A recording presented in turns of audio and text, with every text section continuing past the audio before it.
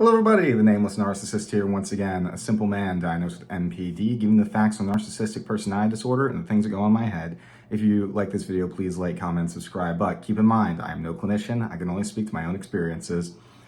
Alright, so today I decided that I am going to read off some posts from narcissistic communities where a lot of us try to help each other heal and stuff like that. Because I always kind of get the feeling that when I talk about this stuff, it's almost like I'm one of the good ones, right? Because I'm not trying to project this image of, oh, like all these other narcissists are terrible, but like, you know, I'm great and I'm educating people. I never want to come off like that. Because I want to make it clear that like there's, well, one, narcissists, even those who aren't aware are like still suffering. And two, that there are huge communities filled with narcissists who are trying to change. And they all deserve the same amount of compassion that like, you know, someone like me or you would as well. So I want to read off some of these posts that they made. This is from a community of over 30,000 narcissists trying to get better.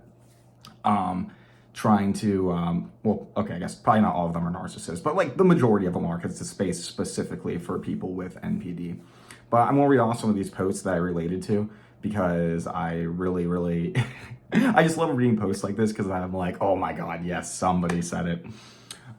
So this first one was posted on here. I'm not going to tell you what the community is, but I mean, it's going to be easy to find. But if you guys do go over there, please be polite. And also keep in mind, there's a rule that only narcissists can make posts there. You can comment if you're not a narcissist, but like be respectful of that as well. Also, for anybody who, because I know some people there know who I am. So if I read off your post or comment or something like that, and you want some recognition, just let me know. I'll make like a community post or something. So the first one is, I can't accept that I'm loved. I can't receive compliments without intrusive thoughts about how bad of a person I am and how ugly I am that seep in and make me feel like people are just being led by their emotions and tell me how good things about me. And once those emotions wear off, they'll see me for who I truly am.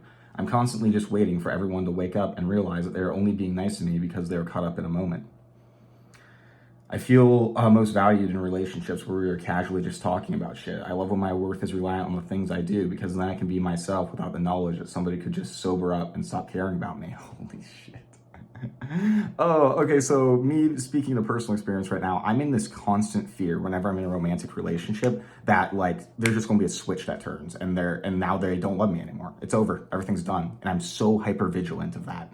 Like, I have to ask for like constant reassurance, or I'm going to be like constantly accusing them of like stopping loving me and stuff like that. Oh, it's so relatable, fuck. I don't like my value being based off of my personality or anything that I see as a permanent part of me. I don't want to be loved for being myself. I want to be in control of the things people love me for.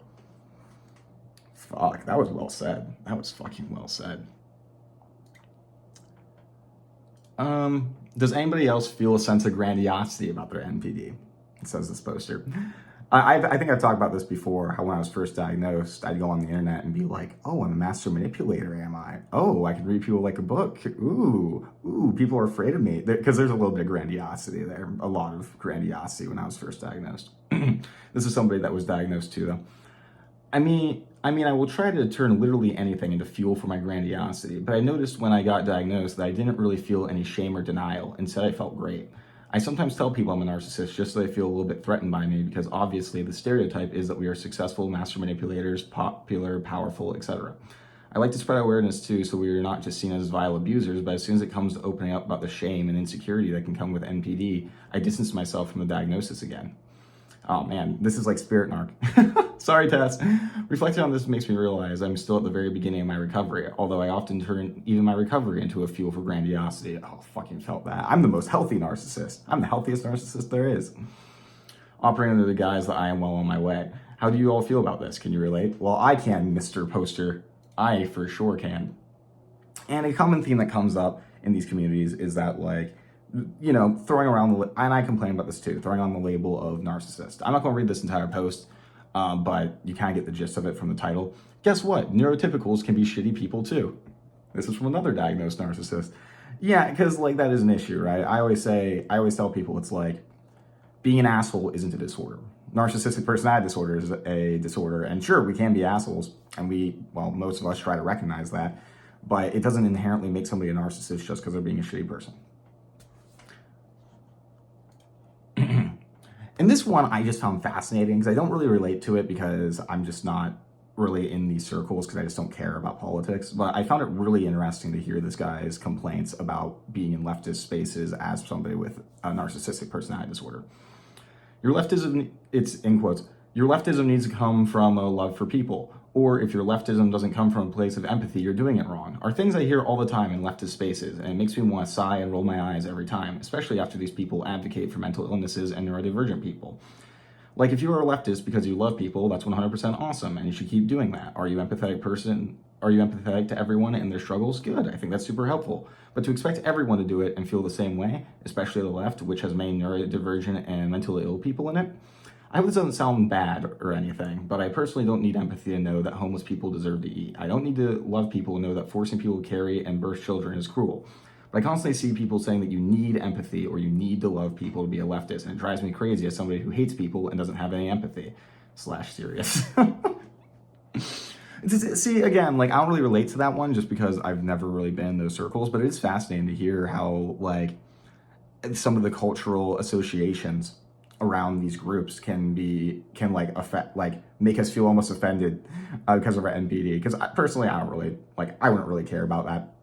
But it's interesting how that presents, how, like, this is actually something distressing for somebody.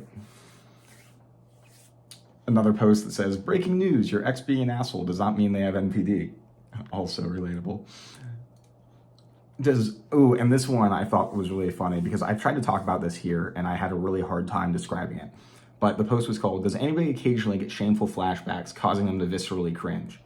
Because fucking I do. Jesus Christ. It's like somebody stabbed a dagger in my chest and I just have to, like, sit there doing, like, this for a second, like, repeating things to myself, being like, you're a god, or it's self-deprecating, like, you're such a fucking idiot. And I'll hit myself sometimes because of just how visceral it is. I'm like, just like sitting there, like, I'll just be watching TV and I'll remember there'll be like a flash of like I don't know, a soldier will be on the screen for a second and I'll flash back to the military when I did something embarrassing.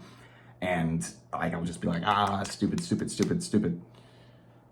Yeah, and what the comments people said was, yes, if I'm alone, I usually curse out loud. Yeah, I have phrases I involuntarily say when this happens, none of which are appropriate. It's really embarrassing. And some people went on to say that, like, they would even involuntarily do it in public and stuff like that. And yeah, same. I remember once, ironically in the Army, I was driving a Humvee and I have a shameful moment pop up in my head and I just, like, say to myself, like, under my breath, I'm like, I'm a god.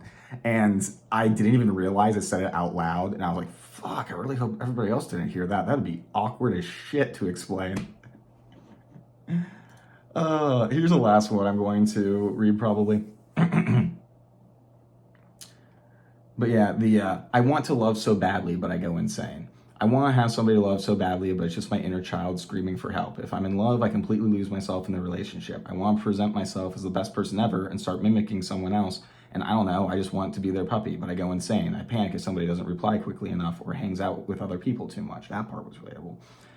When I'm not with the person I'm in love with, I fantasize about the person, which distorts my perception of them, and because of it, I don't even see what the fuck is going on anymore. I get abusive, I hate it, I don't want to hurt people anymore, and it's so hard dealing with the panic feeling. I don't know, I'm sorry if this post is a mess. That sounds more BPD to me. This person might have borderline traits, but parts of that were very relatable. Like the first comment is, this is part of the reason I don't date. I get so infatuated by somebody to the point of mania. I can't sleep, I can't think, they're my whole world and I just want to work out so bad. But that is not love. I think boring, lukewarm relationship goals are the way to go. In other words, it helps to manage expectations.